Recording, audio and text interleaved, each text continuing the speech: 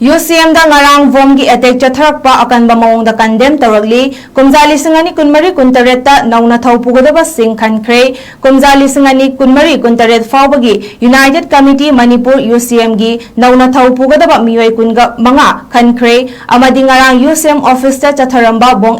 vom attack akan ba mawong da condemn tawagli UCM gi lamfal da leiba head office ta ngarang numidang wairam pung taret makai khara halakpa adwaida hand grenade ani langshinduna pokai halamba thawong yaning da phongdoktuna ngasi wakat mifam chathakre nauna khalaba UCM gi president YK Dhirena chatharam liba thawong adu wakhal tadaba mi gi thabakni amadi akan ba mawong da condemn tawi loinana matungda amuk hana asigumba thawong chathadanaba khanganki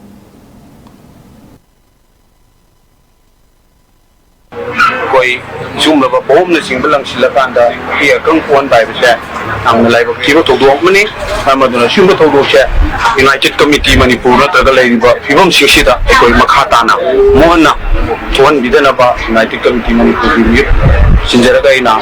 ai ngam da appeal to jege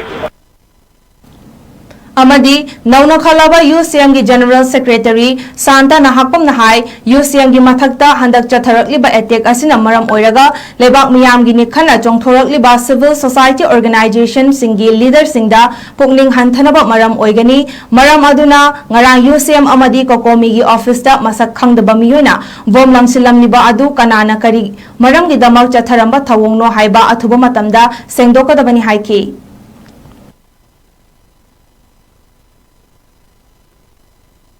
UCM gi ko yam laibak ti bai ta 2001 dagi akoi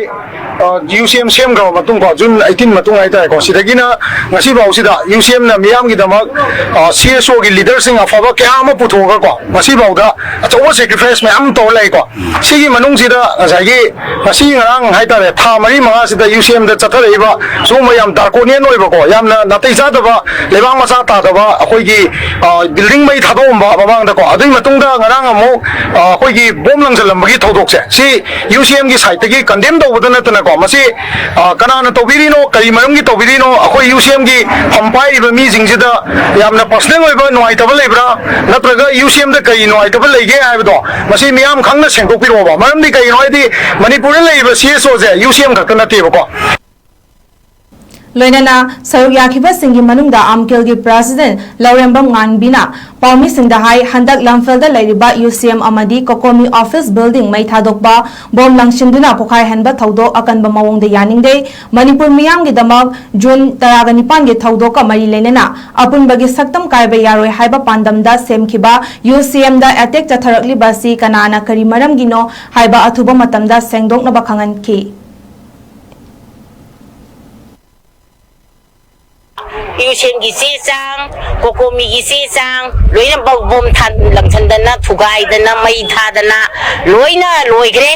masi manipur gi itihas muthatpaga sak mane haina ai gi wakhanda lawi maramdi UCM haiba kokomi haiba si manipur gi manungi oiba madi mapan gi oiba history mayam amana sagalakanda akoi gi itihas oiba adugumba posak amo oiri UCM lingkhap gi kari manamgi lingkhap ki bano haiba targadi NSN IM without territorial limit haina lawrakpa matamda aikoina akanba khongjin changsilakanda mioi taraga nipan thawaina pontha pirakanda akhoi June gi tang 19 da thawaina pontha pigarakanda madudagi aikoina UCM aina semgalakanda manipur gi ngamkhai kaiba yaroi manipur jat khuding man khundaba lamni manipur gi ngamkhai kaiba yaroi haidana aikoina duki mati kanma force amaga loinana aikoina agitation changchandana aiko UCM lingkhaki bani UCM irai laina lingkhaki ban natte